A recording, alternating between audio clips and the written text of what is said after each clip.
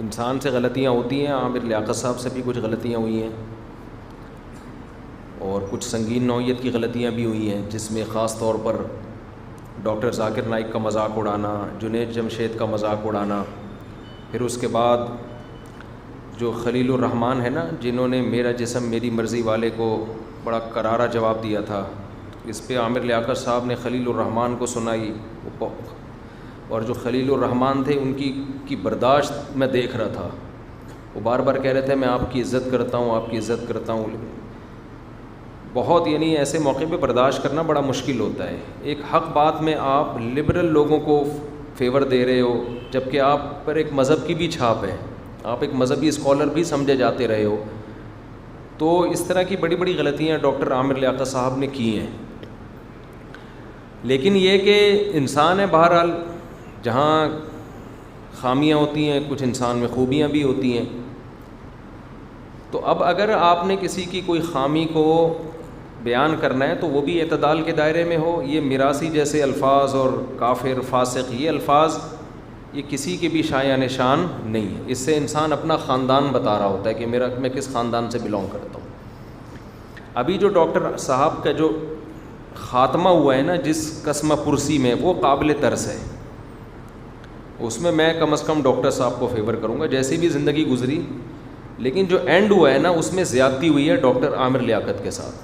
بہرحال ایک مظلومانہ موت ہوئی ہے. اب آپ بتاؤ، ایک آدمی کی بیوی اس کے بغیر لباس کی ویڈیو وائرل کرتی ہے، اس عورت کو لوگ کچھ نہیں کہہ رہے. تو اتنا بڑا جرم ہے. میاں بیوی کا تو آپس میں کوئی پردہ نہیں ہوتا، تو کسی بھی حالت میں ہو سکتے ہیں. ایک دوسرے کا لباس ہے. ایک عورت اپنے شوہر کے طلاق کے بعد، اختلاف کے بعد اس کی برہنہ حالت میں ویڈیو وائرل کر دے اور ایک مشہور سیلیبریٹی ہو، پھر اسی برہنہ ویڈیوز پہ میمرز میم بنانا شروع کر دیں، تو یہ تو خدا کے قہر کو دعوت دے رہے ہیں نا آپ. اس سے تو آدمی نے ڈپریشن میں ہی مر جانا ہے آدمی نے، وہ پتہ. تو آپ خود سوچو، اپنے بارے میں سوچو آپ کہ آپ کی کوئی ویڈیو بغیر لباس کے وائرل ہو جائے.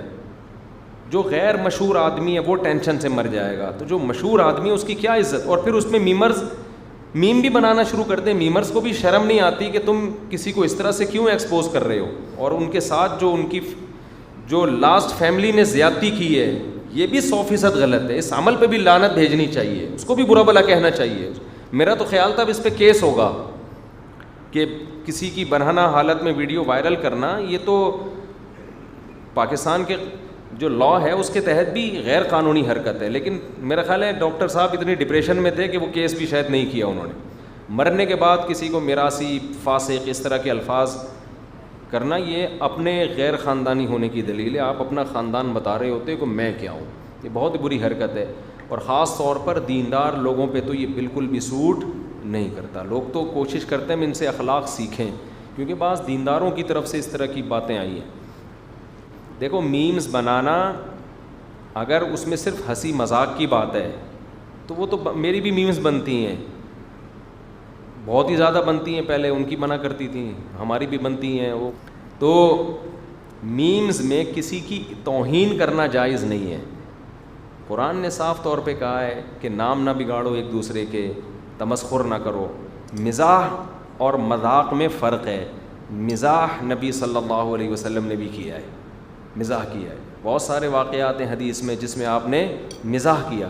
مذاق اڑانے کا مطلب یہ ہوتا ہے کہ آپ اگلے کو ایک تماشا بنا رہے ہو میمز کے ذریعے. تو ڈاکٹر عامر لیاقت کا مذاق نہیں اڑایا گیا. یہ آخری دنوں کی بات کر رہا ہوں جس میں بغیر لباس کے جو ان کی ویڈیو وائرل ہوئی ہے اس میں تماشا بنایا گیا ہے. یہ کل آپ کے ساتھ بھی ہو سکتا ہے، جو میمرز ہیں ان کے ساتھ بھی ہو سکتا ہے. تو یہ بہت ہوتا ہے سیلیبریٹیز میں. جب میاں بیوی میں علیحدگی ہوتی ہے تو دونوں نے ایک دوسرے پہ الزام لگانے، میڈیا کی زینت بننا ہے. اس میں جو الزام لگا رہا ہے اس پہ لعنت بھیجو.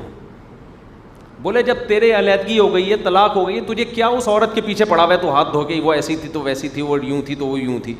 اور عورت کو بولو تجھے کیا ہے کہ تو اپنے میاں کے الزام لگا رہی ہے کہ وہ ایسا تھا. علیحدگی ہو گئی نا، تو کہیں اور شادی کر، اس کو کہیں اور کرنے دے، تیری کیا تکلیف ہے تجھے؟ لوگ چسکے لے لے کے سن رہے ہوتے ہیں. ابے دیکھا یار اپنی بیوی کو، ابے ایسی تھی، اور وہ عورت اس کے بارے میں کہہ رہی ہوتی ہے، اور پھر لوگوں کو تائید بھی مل جاتی ہے. ایک بات تو یہ سمجھ لو، کبھی بھی نہ چاہو ان معاملات میں. دوسرا، میں اکثر یہ دیکھ رہا ہوں، اکثر طلاق کے بعد عورت بچوں کو باپ سے محروم کر دیتی ہے. یہ ایسا ہو گیا ہے کہ شاید 1% خواتین ایسا نہ کرتی ہوں. اس میں کوئی عورت کو برا نہیں کہہ رہا ہوتا کہ تمہارا شوہر سے اختلاف تھا، بچوں کو کیوں نہیں باپ سے ملنے دے رہی. اس میں لوگ کیا کرتے ہیں، اتنا بڑا ظلم جو نظر آ رہا ہے اس پہ کوئی کمنٹس نہیں. لوگ کہتے ہیں ان کے پرسنل معاملات ہیں. یہ پرسنل نہیں ہے. یہ بچے باپ سے کیوں نہیں ملتے، یہ پرسنل معاملہ ہے. تو ظلم ہے باپ کے اوپر. جب بھی کوئی بات ہو نا ایسے، ایک باپ جائے گا نا لوگوں کے سامنے رونا روئے گا، یار میری بیوی بچے لے کے بھاگ گئی ہے، مجھے ملنے نہیں دے رہی. کہ بھائی یہ تمہارے پرسنل معاملات، ظلم ہو رہا ہے اس کے اوپر، پرسنل معاملات نہیں ہیں. آپ اس ظلم کو، اس کو ختم کرنے کی کوشش کرو. لیکن یہاں پوری قوم کیا ہوتی ہے، چپ. میاں بیوی کا پرسنل مسئلہ ہے. اسی وجہ سے باپ بھی وہ کنارہ کشی اختیار کر کے بیٹھ جاتا ہے کہ میری کوئی سننے والا نہیں ہے. یہاں